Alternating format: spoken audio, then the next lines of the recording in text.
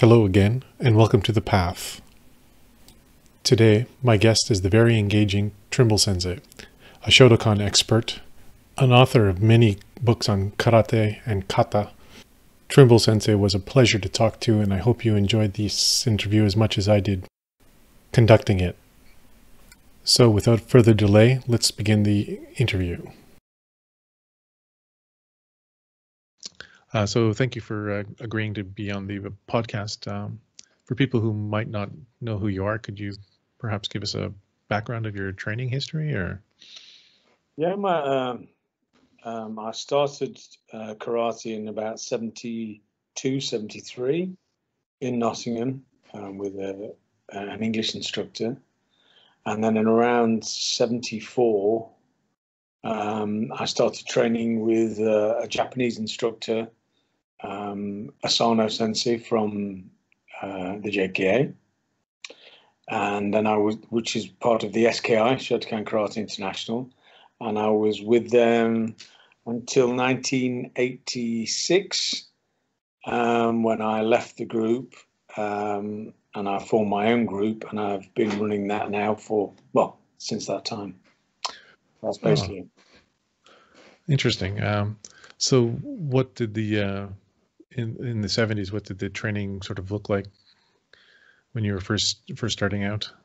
Well, it's pretty. I was having this conversation with Dave Hazard, who's a good friend of mine. Actually, we were talking about the way the training was, and we were kind of laughing about the way students were accepted into a club. You know, I mean, the power was always with the instructor. Now it's kind of reversed. Now you want people to come into your dojo and you welcome them, and whatever you can do to get people into dojos. It's very different now. But back in the day, it was, no, I'd like to join the club. Well, you know, you can sit there and you can watch it for 2 weeks. We'll see what your attitude's like. And then when you come in, we'll beat you up for a month. And then see if you can handle it. And maybe we'll take you on. So, yeah, it was like that. It was, I suppose, not the most welcoming of places, but then none of the dojos like that were. There were no children. I mean, I was too young to train, but I was quite big for my age. So I kind of lied about my age, and then I got into train. But you were training with, I mean, probably when I started training with Asano Sensei, I was around, I would have said 14 or 15, 14, I think 14 years age. But I started karate around 11. So at 14, 15, I was training with adults, and, getting bashed about quite a bit, as they did in those days. There wasn't a lot of, could be a little brutal at the time, but it was good. I loved it. Was there any particular reason why you started in Shotokan, or? No, I mean, I wanted, if I'd have had the choice, I mean, the reason I got interested in martial arts was because of the kung fu boom that happened in the early 1970s, when they just filled the movie theaters. Everybody wanted to do, that was it. Everybody wanted to do kung fu, and as soon as I saw Bruce Lee, that was it. I'd never seen anything like him, and that was just, I wanted to be Bruce Lee, Mm-hmm. But I was, a 6-foot ginger person. So it wasn't really the same kind of body type. And there weren't really any, well, there were some kung fu dojos then. Well, you won't call them dojos, but they were queues outside the door to join those clubs. And so the next best thing was to find a karate club, and obviously no children trained at that time. But I got a guy who was a brown belt. I think in fact, he was a purple belt. Taught a friend of mine and myself. We trained with him for a while, quite probably a year, 2 years. No grading, no nothing, just training at a scout hut. And then we trained with another UK. He took us to another guy called Brian Collins, who was really good, a black belt, who had trained under Sano Sensei and Kanazawa Sensei, and he was very, very good. I enjoyed the training with him, and it was him that more or less recommended I go and train with Asano Sensei. So that was my path into that, really. And was Asano Sensei in your general area, or did you have to Yeah, drive to go I see mean, him? Or it was pure luck, to be honest, because he was based in Nottingham. I mean, I knew nothing about karate. I mean, I didn't realize how kind of lucky I was, to be honest, that he was just the other side of the city to me. And I think he'd come to Nottingham probably late 60s, mid 60s, no, probably mid 1960s, but late 60s. And then I was probably there about 74, 75. well, I'm a Goju guy, so I don't actually. Could you give me a little bit of a background on him, or I don't really, I Well, don't know him. Sensei he was a student at Takashoka University, and for those that know the history of Shotokan, is that was the main university for Shotokan. All the famous names that come from the style of Shotokan went to Takashoku. I don't think that's the case anymore, but I think one of the instructors there was Tsuyama, and Sona Sensei trained with him. Obviously, Nakayama Sensei, Tsuyama, and I think he actually did some training with Funakoshi as well, from what I gather. He won the All Japan Students Championships in the 50s, so he was known as being a very good fighter. You know, both in and out of the dojo, apparently. And so when he came over to the UK, I think he went to Liverpool first, and then he ended up being based in Nottingham. He was very known for being, he wasn't the Japanese instructors that we knew later on that were all sort of Yakuzuki, Maigeri. He was very sort of flamboyant for a fighter. Flamboyant's probably the wrong word, but he had a very varied repertoire of techniques. And when I used to watch him fight, and he would be doing incredible sweeps, double foot ashibarais and takedowns and mawashis and back kicks and, you name it, he was doing it. So he was great to watch, to fight, and to fight him. I used to fight him on a regular basis, week in, week out. So. And is there a reason why there was so much Shotokan in most of Europe, I would think, and certainly the UK? There seems to be like a large number of Shotokan practitioners. I think it was just the probably success of the JKA in Japan, and then they created this. I forget what a kind of a branch of the JKA that was, we're going to send these instructors out across the globe, and I believe Kanazawa Sensei was kind of the head of that for a time, or I might be wrong, but I think that was the case. And basically, if you graduated from the JK instructors course, even back in the beginning, I'm not even sure if the course was that formal. I don't know, to be honest. But basically, when they got a good instructor who was interested, a young guy, they'd send them out.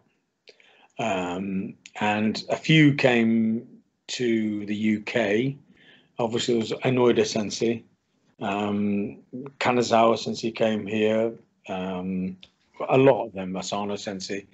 Later on, Kawazoi Sensei came here. So there was quite a lot of Japanese that came here. Inoida Sensei was in, I think, Liverpool again for a while, and then ended up being based in London. And Asano Sensei went down to the Midlands in Nottingham. So I think that was basically, it was just the fact that they were that was the style that sent the instructors out. I mean, I think Wadaru came first to the UK with Tatsu Suzuki Sensei, but I think just probably the caliber of the Shotokan instructors that came, the likes of Inoida and Kanazawa, they did some quite famous demonstrations at Alexander Palace in London. Alexander Palace, which no longer exists. That was famous. It was the first place that was television was broadcast from. from there, and it was a large venue, and you had now very famous legendary instructors that all lined up and did these demonstrations. When you speak to people, the anecdotes they give of that time, thinking that they saw these Japanese guys do these demonstrations in the mid-60s and thinking that they'd come from a different planet. They'd never seen anything like that. You know, they were amazed that somebody got kicked in the head. You know, so what we take for granted now, because we've seen everything and anything, then it was quite amazing. It blew the minds of a lot of people. So, and they were very charismatic. You know, Kanazawa and Inoue especially were very charismatic people. You know, they had a real persona about them. So, yeah, so that's why I think it took hold. And then some of them obviously went to Europe, Ochi in Germany, Shirai in Italy, and so on. So they all, big names went to, and then of course you have Nishiyama and so on, and Okazaki in the States. Do you think that because of their instructor's course is the reason why they were so successful, or? I believe so, yeah. I believe so. I think again, I don't really, but from what I gather, I mean, I have read a few historical books, and they just seemed to have a good organization. You know, obviously the university system that runs, which is still a very, very strong and very powerful in Japan, isn't it, and so on. But the JKA was, you know, was a different thing, you know, and I think it seems as if they had, you know, a goal of spreading Shotokan throughout the world, you know, and you know, they had a lot of young, very, very good, ambitious instructors that, you know, took the message, and I would imagine it was very good for them as well. I mean, especially then, I would imagine they earned quite a good living at that time.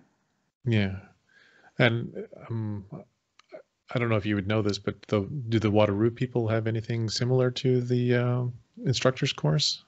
I don't know the answer to that, to be honest. But I know that they also travelled quite a few, but they weren't as, you know, there are a few names that you would know that even from another style, you'd know those sort of names like Tatsu Suzuki and I think Shiomitsu and so on. And also Shitoru, they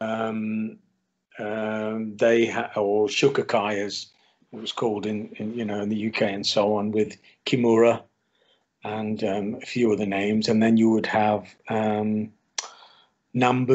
who was quite well known. So you would have the odd instructor that was well known from that style, but there weren't as many, in my view, as Shotokan. And Shotokan seemed to just turn quite a lot of very well-known instructors out. And of course, because they gravitated to places like London and so on. Back in the 1960s, it was quite cool as well. You know, you'd have Kanazawa Sensei would be, and Inoue Sensei you'd see them in the Bond films, for example. The early Bond films, you see them as baddies in. Kanazawa was in the TV series The Saint. Kanazawa was in You Only Live Twice. I think Inoue Sensei was in Thunderball. So because a lot of their students were sort of within the, you know, influential society at the time, you know, so they were lauded in all those sort of areas, if you like. And how long you stayed with them until the mid 80s? Is that correct? Or yeah, well, I started with him. I think officially my license with the SK I started in '74, something like that, and I left in '86. But in that time, you know, I mean, the first time I fought for the SKI England team, I was only 17, and I fought in the Europeans in Dusseldorf, and I got to the quarterfinals of the individual, and we won the team. you know. So then I was kind of established as a member of the squad, if you like, and we went to various European championships. And then in 1983, the SKI held their first World Championships in Yoyogi Stadium in Tokyo, and I managed to win the individual kumite there, which was quite a feat because Japan won every single other event, you know. Surprise, surprise. And yeah, but it was great. It was their first event, and it was nice. The trophy was, you know, like presented by Toshiro Mifune, and no, it was great, you know. And you know, there was murmurings, you know, people not happy with the way things were going within the SKI. And then I defended the World Championships in Dusseldorf in 1985, and Sensei Kanazawa, I got to, I think it was the quarterfinals, and I fought against Kasuya, who now has his own world body. He was on the JK instructors course many years before. He was like a 6th dan, I think, at that time, very high grade. And but I'd beaten him, you know, in Japan before, and you know, I thought I had the measure of him, to be honest.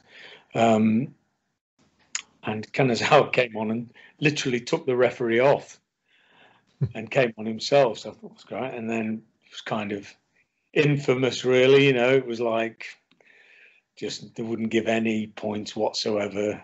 And then if he threw his arm out, you know, you got a point. So there was, you know, when you see the film, people are all booing and so on. So yeah, I was very disheartened by that. And I went back, and then there was some other sort of things that went off within the SKI, and I just said, oh, I'm leaving. So I went without much thought, to be honest, because I went and because I was still fairly young, you know. I was only, how old would I have been? 26, something like that, 25, 26. And I just thought, I'm not really sure where I'm going to go now. I didn't really give much thought to it. It was just I'm off, you know. And then people were calling me and saying, well, if you start your own group, you know, we'll come and join you. So I kind of started the FSK, which is my organization, Federation of Shotokan Karate, and I formed that basically due to people calling me and asking me to form a group. So that's how that happened, really. But I mean, you know, it was, I'm still in, I still see Asano Sensei every now and then. You know, there's no animosity there at all. With, you know, everything's fine. It's probably misunderstandings at the time, you know, and pride on both parts, and there you go. Has the how well has the organizations held up over the years? Has been a lot of fragmentation, or? Yeah, it's I mean, across the board with every single style. Mm-hmm. There is such a proliferation of organizations that's crazy, you know. Everybody's a world champion. It's yeah, and I think especially Shotokan, because Shotokan was so big. I mean, the biggest organization in the UK was the KUGB, Karate Union of Great Britain, and that was headed by Inoida Sensei, who was the chief instructor.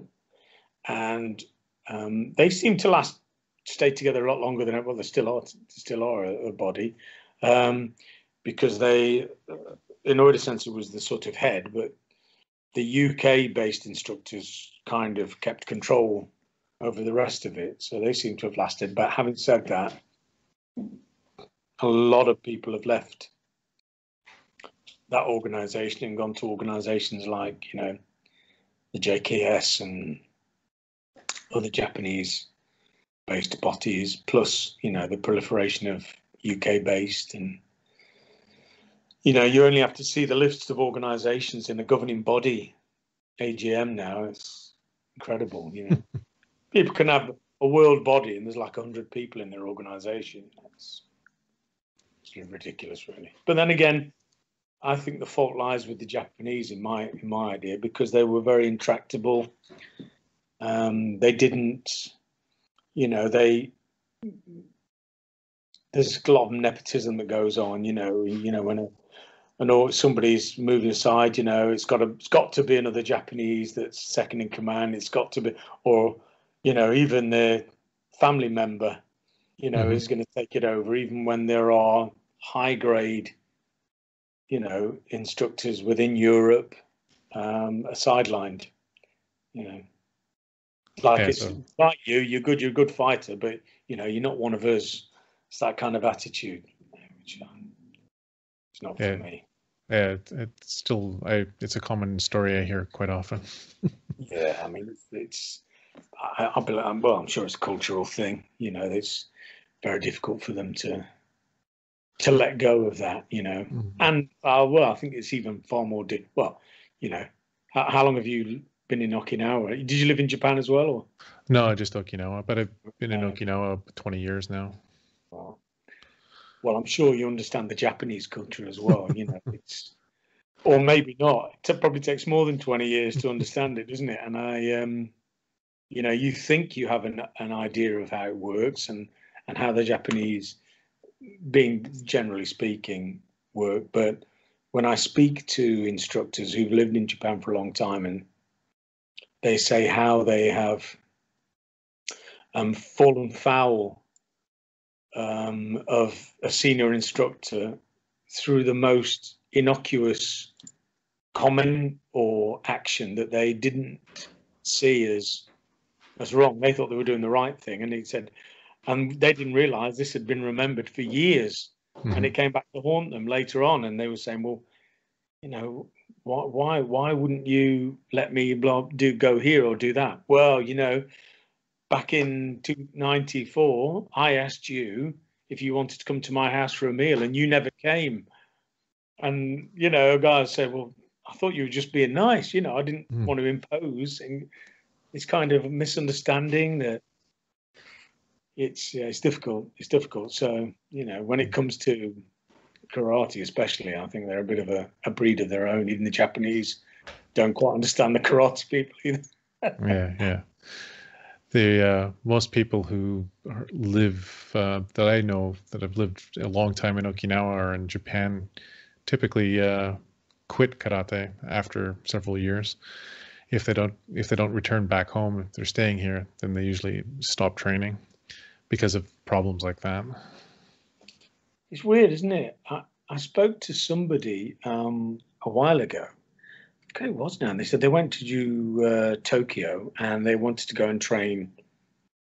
It might have been the JKA. Now, back in the day, if you didn't have a letter of introduction, you wouldn't even dare go to the JKA.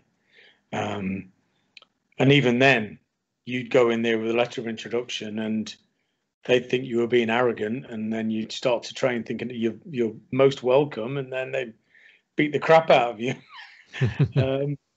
And this guy had gone all the way to Japan, said he wanted to go train. He was trying to find where the dojo was, and he went to an information booth, and he said, look, can you help me? Could you ring this number? And they rang the number, and whoever answered it at the JK was, very dismissive. No.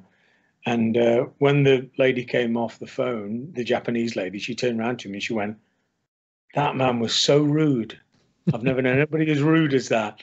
And she was trying to say to him, listen, Japan isn't like that. This is a rude person. You shouldn't be doing anything with it. I don't know. Maybe it's just unique to karate. Maybe, I don't know. It is kind of like a macho subculture, that's for sure. What's the opinion of Okinawa with regard to the Olympics? There seems to be they're trying to unify all the different organizations down here under one umbrella so that they can have a smoother transition to I guess participate in the Olympics. But I'm not very interested in it, so I haven't been following it too closely. Well, it was the same here. Basically, you know, a lot of people were, I mean, obviously I competed, it was a big part of my career. Um, but it never fully took over. I wouldn't leave my dojo to go and, you know, train with someone else. And now it's different. I think it's very different. And probably in the 1980s when I started training in the All Styles British team, well, actually, no, the 70s, sorry, sort of late 70s, mid late 70s, was a very influential instructor, coach, was a guy called Tiki Donovan. And he did All Stars, he did Shotokan, he did this, did that. And he was very innovative when it came to competition karate.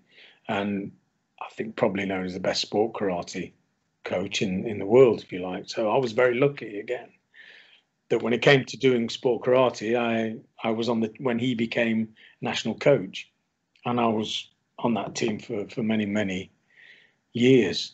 So that, I think, was the beginning of the karate athlete as a karate athlete, rather than, you know, you did your dojo training and then you went to an England trial and see if you got on the squad, and then you did the same thing. You know, it was not, no, you know, you go running, you train like this, you know, we use strategy, and then all the other countries, and including Japan, apparently would watch the way he would do training and copy him, or try and copy him. And now, from what I gather, there are a lot of European instructors that are traveling to Japan and teaching in dojos there, purely competition stuff, you know, because they're determined, they want to win. It's very important to them, I suppose, to win, and which is very interesting and quite a turnaround. Yeah. So what would you say your main focus of your training was when you were younger? Was it more competition, or did you like just the training, or what got you up? Well, I would say it changed as you went through your own training. I mean, I just loved everything about karate. I just, you know, I loved the training. You know, I just couldn't get enough of it. I would train every night. You know, wherever there was a dojo open, I'd go and find it and go and train. I mean, to me, it still had this mystery about karate. I mean, because, you know, I was quite good at sport. I probably could have done lots of different sports. But like I say, karate had this, you know, this sort of cool, very cool element at the time. You know, people would go, you know, he does karate, you better stay away, you know, because they didn't know what it was. And I like that, you know. So it unlike a lot of other sports, it kept my interest. And then, of course, it becomes more than a sport, you know, and as you start to learn about it. In fact, we never even thought of it as a sport back then at all. There wasn't even, you know, it was just karate. And of course, all the top instructors then, the Shotokan instructors, were all champions as they were, like Inoida Sensei and Kanazawa Sensei, all of them, and my Sensei Asano, they competed as well, you know, and that's where they get their kind of fame from, if you like. You know, that would be their calling card. And Takashoku was known for being quite a brutal club, you know. It's quite interesting, actually. There's a guy, Clive Layton, did a book, and I think he wanted to do a book about me, actually, quite some time ago, but anyway, I wasn't really keen on it. I wasn't bothered. It was kind of an autobiography, but it was based on the fact of when the SKI split from the KUGB, and with me being the SKI's first champion, and so it's something like I'm winning in Japan. So, but anyway, it didn't happen. But he sent me quite a few of the books he'd done, and he'd done one with Kawazui, which was very interesting book, and Kanazawa's book, which was very interesting, which I found it, which probably interesting for you, because he said that very early on with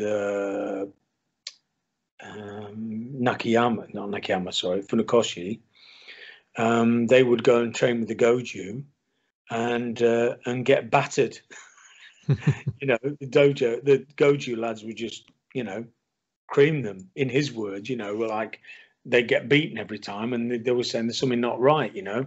And it was his son, is it Yoshitaka?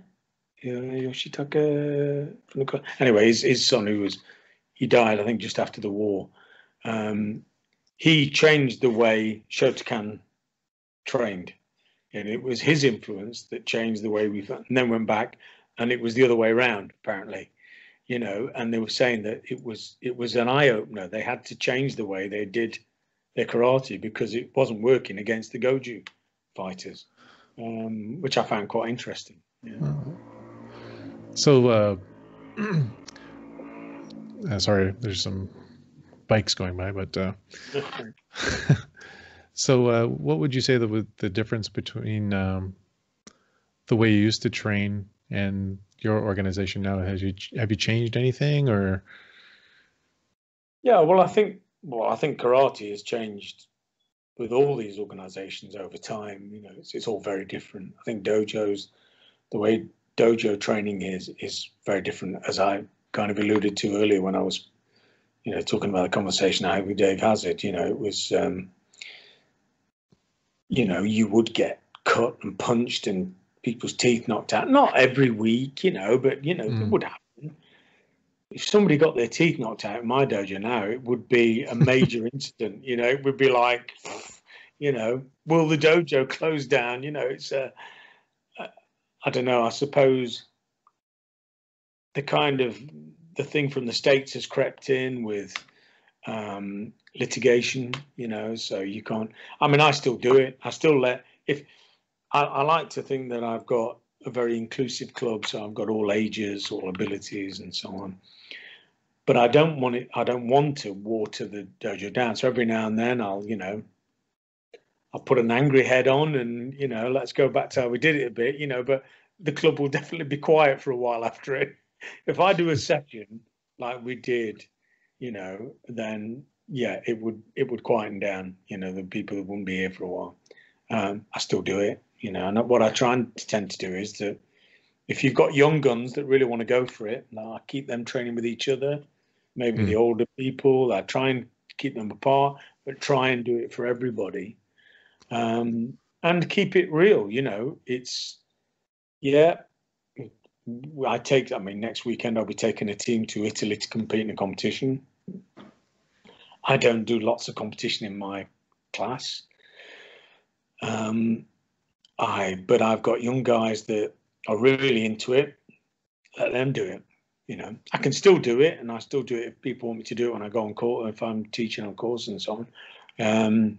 And I still quite enjoy it, and I enjoy the tactics. I enjoy seeing a good competition fight. I'm quite interested in it. But I also make sure that what I'm teaching here is going to work for people, you know, because that's always been part of it's always been very important for me, you know. You know, and that's why I've always liked training with people. I mean, even Tiki Donovan, who's known as the best sports karate, I mean, he can also do karate and make it work outside the dojo, you know, and that's always been very important for me as well, you know. Because I've worked in, you know, security and things like that, you know, so it's important for me that it works. So basically, I try and make sure that, you know, it's, you know, I don't know, a man for all seasons, you know. It's like, we can do this, we can do this, we can do this. And if I just did one aspect, I'd get fed up with it, to be honest. So I like to vary the training, but always within here, in the back of my mind, it's got to be real, you know. So the way dojos have changed, I would say that there's a lot more kids doing it and a lot younger.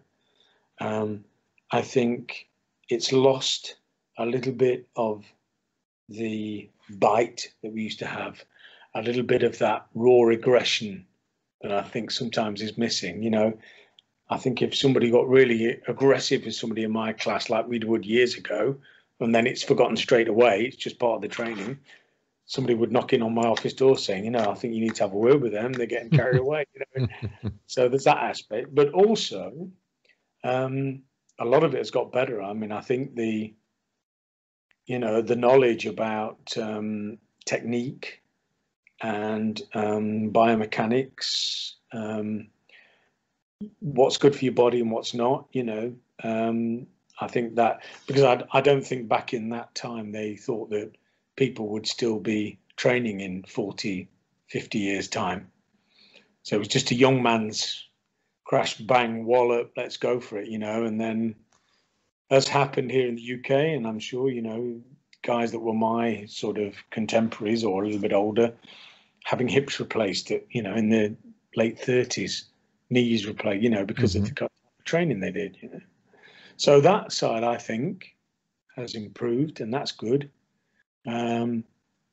Because it's kind of strange that we're as a, I keep saying the word sport for whatever it is, a sport, martial art. It is always looking backwards a lot of the time, which is good. We want to, because that's where we came from. But people, it's always about, it was better. The training was better back then. Everything was better back then, but it wasn't. We have better facilities. We have better knowledge. And take the bits that were good from then, but we've got to look forward. Too many people look backwards, in my opinion. Yeah, you always have to be sort of pushing it forward, I think. Yeah, because there's no other pastime, sport, martial art, industry that thinks backwards. They're always improving technology and knowledge and so on, and hopefully you're getting better and better. Any type of education is the same, should be moving forward. But yeah, I think it's kind of weird. It's a kind of nostalgia, and sometimes I'll speak to people and I'll go, well, let's do this. Oh yeah, well, we do this, and I'll go, and you can explain it absolutely and even demonstrate, yeah, but that doesn't really work. And it's, well, I don't want to know that. I like it this way, so that's why I'm going to do it. Okay, it's kind of strange. Yeah. So talking to you, it sounds like that your organization might be structured differently than your previous one, the previous one you were involved with. Yes, well, I think when I first started the FSK, as I say, it was kind of by accident, if you like, as people are, okay, we'll better start it then. And again, I was still a young guy, but I thought, okay, well, this has happened, let's go for it. In a way, that's what ended my competition. I mean, I got a bad injury in my shoulder, but when my injury was sorted, all of a sudden I had different responsibilities, so I couldn't run an organization and also be a competitor. So I still competed in the odd competition if I was asked to go somewhere abroad or wherever, and I'd do it. But basically, that was kind of the end of my career. And I already had a small sort of network of clubs that would book me to go and teach. So, I was becoming a professional instructor, if you like, and then that became more. I was, traveling abroad and doing teaching and so on. So at the beginning, it became kind of a, right, let's get empire building then. Let's get clubs here and there and everywhere, So it sort of went quite big and out, and I had various ideas and so on. But I think I quickly realized that, I didn't really want to have a big organization. Because I couldn't control the quality of it, if you like, so I sort of tried to grow within, and that's how we've kind of gone. So we're not a big organization. It's our thing has ebbed and flowed, like most organizations. But I think the ones that have their link to kind of Japan have a wider international network, if you like. So I often get countries that want to be part of the organization, but sometimes I'll do it, sometimes I won't. Depends on who they are, really. But the structure is still pretty much club, chief instructor, and so on. That's how it works. So in that way, it's not a great deal different from the old SKI structure-wise. The only difference is that, you know, there isn't a language barrier, and, you know, when there's a problem, you know, we just speak and it gets sorted out. And I think that was the problem with the old organization. It was, you know, it was very difficult to talk to Asano Sensei, you know, or people would make a big decision, have a vote on something, and they go, okay, we're going to do that. And then he'd go, no, okay. End of discussion then, you know, so. Yeah, it's not a democracy for sure. Yeah. So do you still do seminars and things like that, or? Yes, yeah. Well, I opened the dojo that I'm in now, you see, in Nottingham about 12 years ago, with the view of, you know, I'll just quieten down the traveling, you know, because I was doing quite a bit of traveling. I'll quieten down the traveling and concentrate on the dojo, and then, you know, pick the places I want to go. Of course, as it happens, you know, you end up having to support these buildings as well. You know, so I ended up teaching just as not much, if not more. So yeah, I've got clubs within the FSK that I travel to teach and grade, but quite a lot of my teaching is with groups that aren't affiliated to me, various organizations and clubs. So get me to do seminars, you know, and I've also done it, you know, I traveled to Norway, you know, I'll probably be going to Iceland. I've taught in the States, South Africa, you know, so I've traveled around quite a bit, and still continue to do. If someone was interested in contacting you for a seminar, would you be willing to do that, or? Yeah, I still do, yeah. Do you have a website or something, or email, or? Yeah, the email at the dojo is info@karatenottingham.co.uk. info@karatenottingham.co.uk. Yeah, so, you know, because you know, my calendar can get pretty full, and then clubs come and go, so they'll get you regularly for a time, and then they want to get somebody different. So dates are always free and come and go. So that's the, you know, that's the nature of it. So although it seems as if I'm really busy, there's always some date, you know. So yeah, no problem. People can always contact me. So how many members do you have in your current I guess Hombu dojo, or? In my dojo here, I've got about 150. Oh, that's a good sized dojo. Well, I mean, it's not a huge dojo, but it probably could deal with probably twice that, to be honest. You know, the way if I structured the classes differently, which I'm in the process of doing. So, but it's a nice dojo. I mean, you spoke to Scott. Scott has been, I think he came here just when I was about to open my dojo. So, you know, it's the dojo I wanted. It's got mats and air conditioning and nice changing rooms. And, you know, as they say, never let your heart rule your head when you build these things, which is exactly what I did. Spent way too much on the place, but hey, it's a nice dojo. And it's always nice to have a nice place to train for yourself. Exactly, yeah. That's right. So do you offer classes at your dojo during the week, or yeah, free on? Well, because I don't do, funnily enough, when I see these sort of dojos, their busiest times are at weekends, but I'm always away teaching quite a lot of the weekends. Excuse me.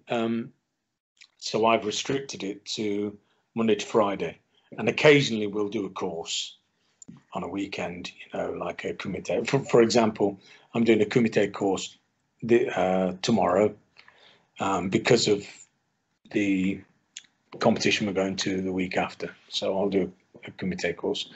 But other than that, I stick to Monday to Friday. We do like a kids class each day, and then we do a couple of adult classes in the evening. Probably need to do more kids, you know, just because there's a lot of kids that want to do it, so we've got to do that. But I have a nice group of adults that train and a nice cross section. I have people that used to train years ago that come back to train. I'm not far from the university, so you'll often get either people that work at the university or not so much the normal students, more the postgrads that have been there for a while, come and train that did it in the country that they come from. I'm going to have a real broad group of people that come and train here from all over the world, which I love. I think it's great. So that part I like about it, because of where we're based, really. Oh. So we're coming up close to 50 minutes here. Is there anything you'd like to talk about, or? No, really. I suppose you've covered most of it. I suppose the only thing we didn't. I mean, back in the, I did quite a few books as well. Back in the, I think the first book I did, there's a guy called Vince Morris who he used to be part of the SKI, and he left before me, and he gave me a call when I left the SKI and said, if you're going to put something together, I'll join the group, which he did. And we were together quite a few years. He then went off and did sort of Kyushu Jitsu with George Dillman. Okay. And then who I think did it with Oyata, is it? I think he was based. Seito Oyata, yeah. And I mean, that was quite interesting how that came about. I got a call from a friend of mine who did Shitoru, and he says, I've heard about this guy who, taps people and knocks them out, and we're interested in getting people from different styles. And we've got someone from Shitoru, someone from, I think it was Goju, and, we want you to come from Shotokan. And at the time, it was something like, to get him, it was like $1,000 each of us would have to put in $1,000 something to get him, something like that. And I thought, God, it was a lot of money at the time, and also I'd have to cancel a weekend I was teaching away. So I thought, God, that's a kind of a double hit, And I thought, it's interesting, but I can't really afford to do that, So he said, well, who do you recommend? And I said, well, Terry O'Neill. And when I mentioned it to Terry, he said that he'd spoken to a guy called Harry Cook, who was a karate historian, Goju-Ryu, right? And he said he knows of him. He didn't rate Dillman. He said he knew where he got his stuff from, and it was from this Oyata. And he said, so he's not bothered about going. Terry wasn't bothered about going. So I said to Vince, who wasn't doing a lot of training at the time, but said, do you want to do it and see what he's got and then bring it back if you want? So he went and, came back sort of raving about it. I got a kind of a different response from my friend from Shitoru, Ken Johnson, who's very good trainer. And he said, yes, it was interesting, but it's kind of he said it was kind of a party trick was the wrong way to say it, but he said it was kind of a one-trick pony. He just kept doing the same technique all the time, the same kata, Nyanshi, kept doing the same thing and so on. I ended up going on one of the courses, and again, I found it, I don't know. They were saying, this is going to get people back in the dojos, and I said, well, they haven't left mine. And it was all kind of a bit weird. And so it wasn't for me, but Vince really took to it, I think, because it was, latest thing on the block. And so he went and did, again, no animosity, he went and did his thing. And he wasn't really getting much teaching within the Shotokan, if you like. So when he went off and did this, it was quite good. He gave him he got a network then of teaching, so it was good for him, really. So, but it wasn't for me. I've never been too convinced by the videos I've watched, so. No. I mean, I went on the course because Vince was very nice. He invited me as a guest, and I trained with Dilma. I mean, we spent the whole class where he was doing a thing where he rolled his hand across your ear to kind of trigger the pressure point, and then he'd slap people, and then, but he didn't touch them. I mean, he hit them, you know, hit them on the Vegas sheath, and then it was sort of gone. Well, you know, I've hit people, you know, on, I mean, I hit somebody when watching a demonstration in Ireland, and it caught him right on the temple, and he went out, you know, and the guy come up and he went, "Oh, you hit him on lung 24, something, whatever." And I went, "Oh, I hit him in the head with my heel." You know? But you know, everything then was relating to Kyusho Jitsu. This is what we do, and you know, you know, and Dillman was talking about hitting people, and you know, a point was the size of a quarter. But then you hit them here, then you hit them there, then you hit them here. You know, and if they're this ethnicity, you'll hit them on the arm. But if they're this ethnicity, you hit them on the head. And I think, so what, you're going to do a DNA test before you knock them out, you know? And I wasn't convinced with it at all, you know. And if it was that effective, then, you know, I think every special forces unit in the world would be using it, you know, or whatever, and they're not.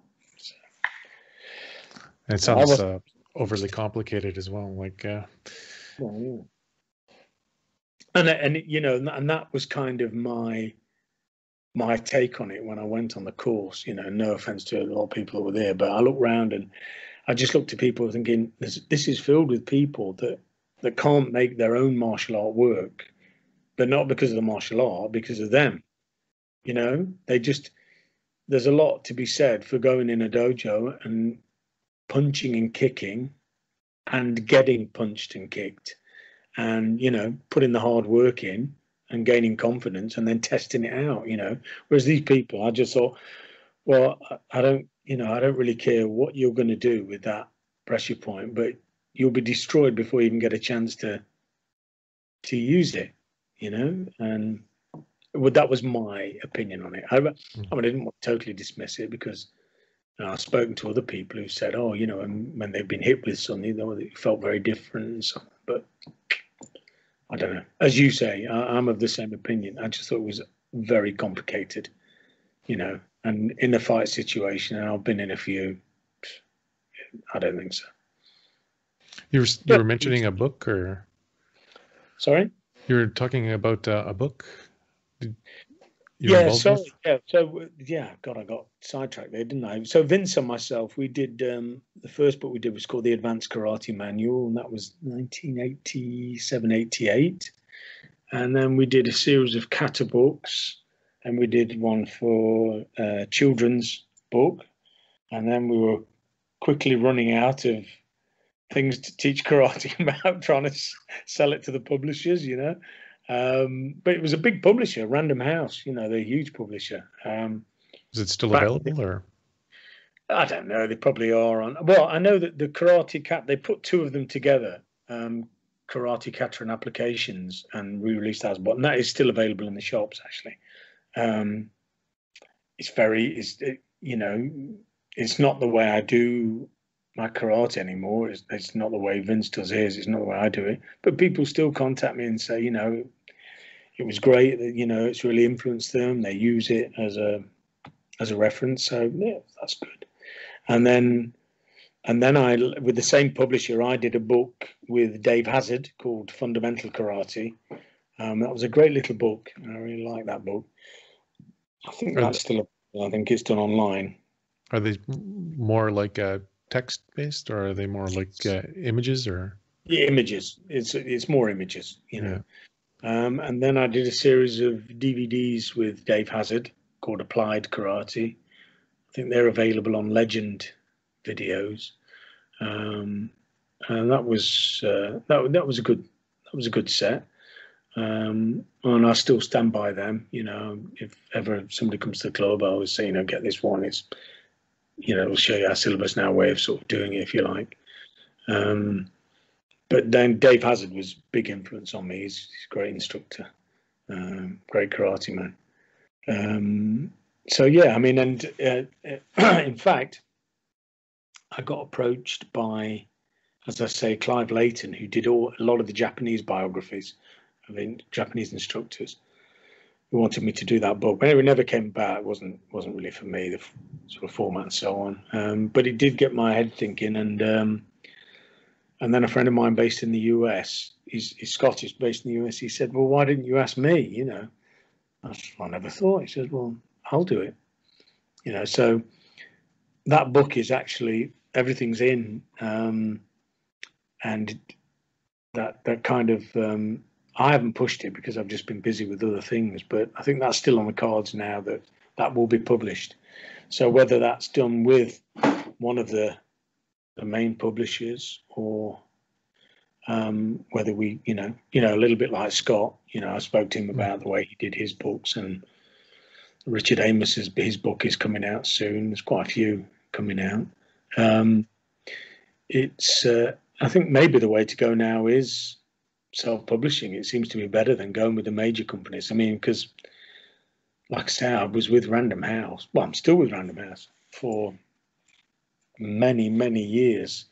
And it was quite prestigious to be taken on by a major publisher.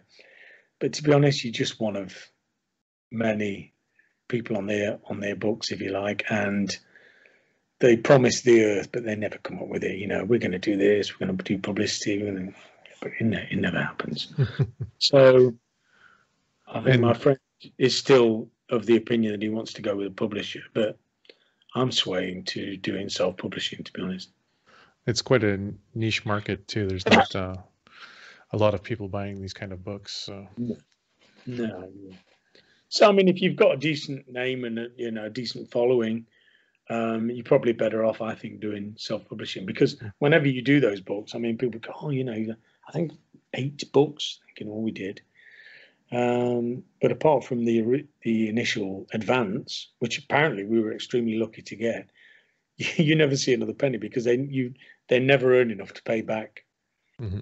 You know, so the lion's share goes to the publishers. You know, you don't see it. Whereas, I mean, anybody can self-publish now. You know, I think it's probably a better way to go, personally. So I think Scott did extremely well with his books. Yeah. So is there any, do you have any idea when your next book might be published?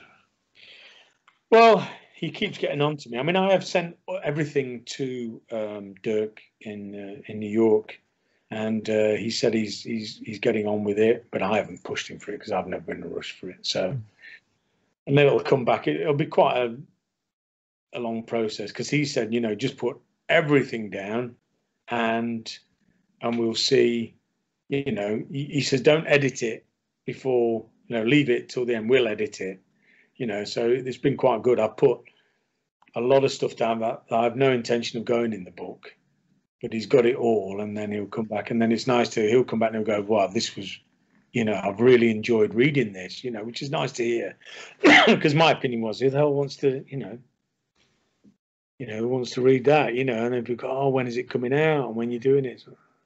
I mean, hopefully it's always going to reflect your personality, and for me, you know, it's got to be funny, because I don't want it to be, you know, a fight every page and whatever. So, you know, there's some good fun anecdotes in it, you know, and hopefully, because there's got to be a reason for doing these books. There's got to be, for me, some way that people are going to benefit from reading it. I learn from things that went right and from the things that went wrong.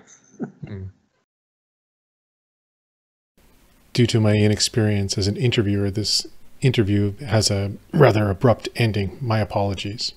I would again like to thank Trimble Sensei for appearing on the broadcast. If you like this kind of program, please like, share, and subscribe. Until next time.